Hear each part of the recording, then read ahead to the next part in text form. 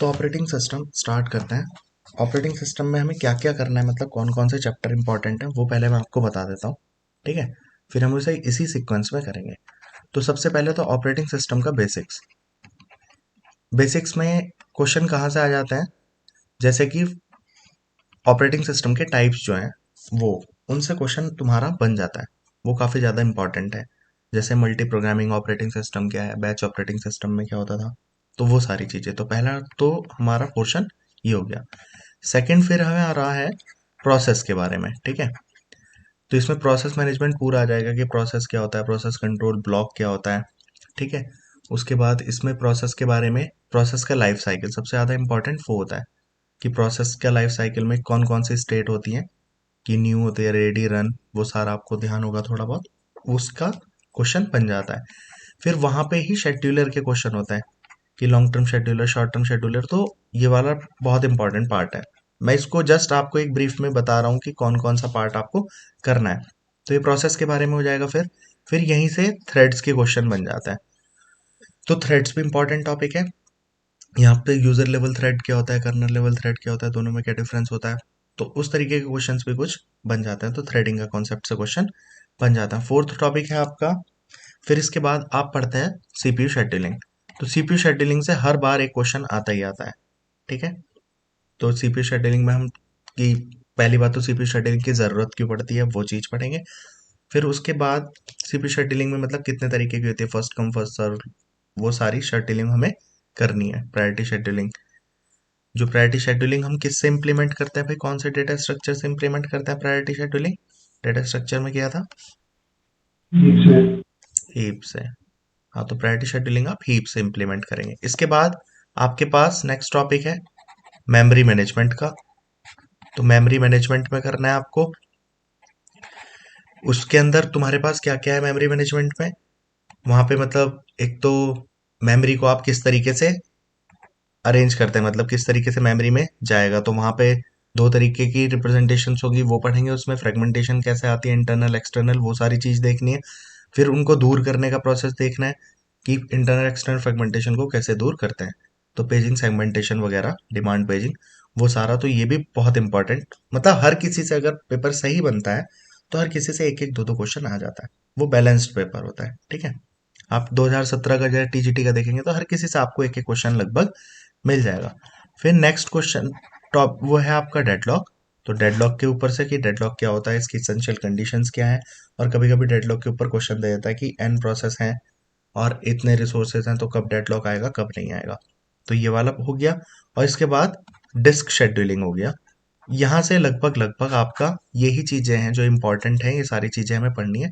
तो topic by topic जैसे आज हम कोशिश करेंगे कि शुरू के दो तीन कर लें। ठीक है, तो चूंकि आज छुट्टी भी है तो शाम तक लगभग हम कोशिश करेंगे कि हाफ ऑपरेटिंग सिस्टम खत्म हो जाए। फिर ओएस के सब्जेक्ट टॉपिक खत्म होके फिर प्रीवियस ईयर के जब हम क्वेश्चन आंसर्स लेंगे, तो मोर और लेस अगर कोई बात यहाँ से छूट भी जाएगी तो वो वहां पे कवर हो जाएगी। ये बात क्लियर है भाई। और पढ़ने के यस लिए मैं सर। इसको आपको कोई नोट्स या चीज सेंड कर दूंगा। देखिए फिर वही बात है, हमें डिटेल में जाने की ज्यादा जरूरत होती नहीं, इसलिए मैंने कुछ वैसे चीजें ऐड नहीं की हैं। जितना मैं बताऊंगा उतना भी इनफ रहेगा, आप सिर्फ उसी चीज को रिवाइज या रिपीट कर लेंगे, वो भी इनफ है। बट स्टिल मैं आपको इसका कुछ नोट्स या कुछ चीज सेंड कर दूंगा जहां से आप डिटेल थोड़ा सा इसके बारे में और पढ़ सकते हैं। ये बात क्लियर भाई। शुरू करें। हाँ जी। तो सबसे पहली बात देखिए, अगर हम, सबसे पहली चीज तो ये कि ऑपरेटिंग सिस्टम होता क्या है। तो हम कंप्यूटर साइंस से हैं और अब तो इनफ मैच्योर हैं ये समझने के लिए कि ओएस है क्या। तो ओएस का बेसिकली काम क्या है, अगर इसका हम गोल की बात करें तो ओएस का गोल क्या होगा।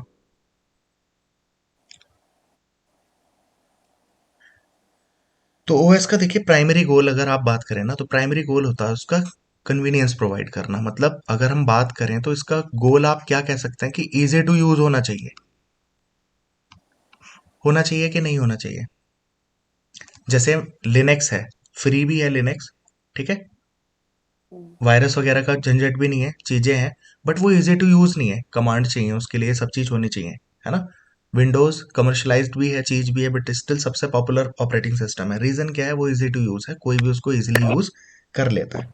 ठीक है, तो ऑपरेटिंग सिस्टम का जो प्राइमरी गोल है ना, देखिए आप बहुत अच्छी चीज बना दीजिए, और वो आप यूज ही नहीं करना, मतलब उसको यूजर को यूज करने के लिए कन्वीनियंस ही नहीं है, तो फिर क्या वो उतनी बेहतर मार्केट में चलेगी, या लोग उसको इतना ज्यादा एक्सेस करेंगे? नहीं करेंगे। ठीक है। तो ऑपरेटिंग सिस्टम, अब पहली बात तो ऑपरेटिंग सिस्टम का काम क्या होता है ये आपको पता ही है ना। अब हमारे फोन में सपोज सब कुछ पड़ा है, हार्डवेयर हैं उसके अंदर, सॉफ्टवेयर से सारी चीजें पड़ी है, ऑपरेटिंग सिस्टम भी काइंड ऑफ सॉफ्टवेयर ही है ना, बट वो सिस्टम सॉफ्टवेयर के कैटेगरी में आ जाता है। उसका काम क्या है? ऑपरेटिंग सिस्टम ही आप, मान लीजिए मेरे फोन में ऑपरेटिंग सिस्टम ही खराब हो जाए, मतलब एंड्रॉइड का वो ओएस वर्क नहीं कर रहा, क्या फोन के अंदर कोई चीज वर्क करेगी? या नहीं। हमारे कंप्यूटर में या लैपटॉप में कोई चीज वर्क करेगी? कुछ भी वर्क नहीं करेगा। ठीक है। आकांक्ष आप म्यूट कर लीजिए, बाकी कोई खुद को अनम्यूट कर लो भाई। हेना, यंताश्री, कोई भी, प्रदीप, धन्यवाद। तो हमारे ऑपरेटिंग सिस्टम में अगर कुछ भी पड़ा हो स्टिल वर्क करेगा क्या? नहीं करेगा।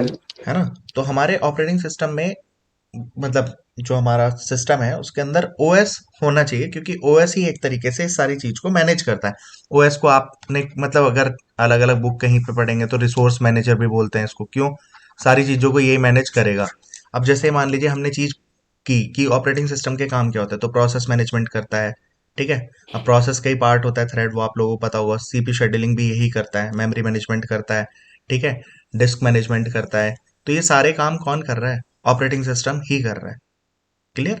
मेमोरी मैनेजमेंट मतलब आप ये आपके फोन में आप कुछ इंस्टॉल कर रहे हैं, ठीक, तो इनफ मेमोरी है कि नहीं है तो वो प्रोवाइड करना। अब आप कुछ डिलीट कर देता है तो वो अवेलेबल मेमोरी में उसको ऐड ऑन कर देना, ये सारी चीज का काम कौन करता है? ऑपरेटिंग सिस्टम करता है। तो बस देखो, आपको तो ध्यान रखने हैं क्या कि ऑपरेटिंग सिस्टम का मेन गोल क्या है। तो मेन गोल क्या है उसका? इजी टू यूज होना चाहिए, मतलब कन्वीनियंस होनी चाहिए उसकी। और आप कह सकते हैं ऑपरेटिंग सिस्टम क्या होना चाहिए? इफिशिएंट भी होना चाहिए। क्या होना चाहिए? इफिशिएंट। तो जितना ज्यादा इफिशिएंट काम कर रहा है उतना ही उसकी अच्छी वो रहेगी। ठीक है। मतलब उतना ही अच्छे से हम उसको यूज कर पाएंगे। तो ये दो एक तरीके से ऑपरेटिंग सिस्टम के गोल हो गए। ये बात क्लियर हो रही है भाई? हाँ सर। अब जैसे यूनिक्स है, तो यूनिक्स तो हाईली इफिशिएंट है ना, इसलिए जैसे जितने सर्वर्स वगैरह हो गए या रियल टाइम सिस्टम हो गए वहां पे यूनिक्स को हम जनरली यूज कर लेते हैं। ठीक है। अब इसके बाद हमें टाइप्स ऑफ ऑपरेटिंग सिस्टम पढ़ना है। क्या पढ़ना है? Type of operating types. System. ये टाइप्स ही इंपॉर्टेंट है, तो आप इन टाइप पे गौर करना। एक एक करके टाइप हम देखेंगे। तो पहले तो लिख लेते हैं कौन कौन से होता है। तो बैच ऑपरेटिंग सिस्टम होता है, और हमारे पास कौन सा है? Multi programming. Batch operating system के बाद कौन सा आया था? Multi programming operating system.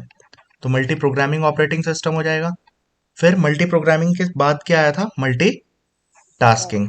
दोनों में थोड़ा थोड़ा डिफरेंस है। क्या क्या डिफरेंस है? मैं ज्यादा कहानी, देखो पेपर के पर्पज से बच्चों हम शॉर्ट में कर रहे हैं। पहले हम कोशिश करेंगे कि मतलब 3 4 5 घंटे में, मतलब 2 4 5 क्लासेस में इसको खत्म कर लें, है ना। फिर हम क्वेश्चन करके देखेंगे, अगर हमारे 95% क्वेश्चन उसी से हो जा रहे हैं। लाइक कल हमने हैशिंग कराया, अब हैशिंग हमने 10 मिनट में समझा, और हमारे जितने क्वेश्चन आ रहे थे वो इससे ही हो जा रहे थे। आप कहीं के भी उठा के देखेंगे हैशिंग के क्वेश्चन ना, तो वो उसी से हो जाएंगे। तो हमने वहां पे डबल हैशिंग फंक्शन क्या होता है, या क्वाड्रेटिक प्रॉबिंग कैसे काम करती है, चेनिंग क्या होता है, वो चीज नहीं समझे, स्टिल हमारे क्वेश्चन हो रहे हैं।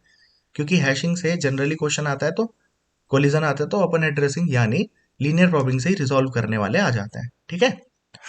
तो पहले ओएस हम जल्दी वाला पढ़ के देखते हैं, फिर देखेंगे क्या है। तो मल्टीटास्किंग हो गया। फिर इसके बाद मल्टी प्रोसेसिंग ऑपरेटिंग सिस्टम होता है। तो मल्टी प्रोसेसिंग ऑपरेटिंग सिस्टम, और और कोशिश करेंगे हमें साथ के साथ अभी याद हो जाए ये। ठीक है। और रियल टाइम ऑपरेटिंग सिस्टम होता है। मेन तो बेसिकली यही है। ठीक।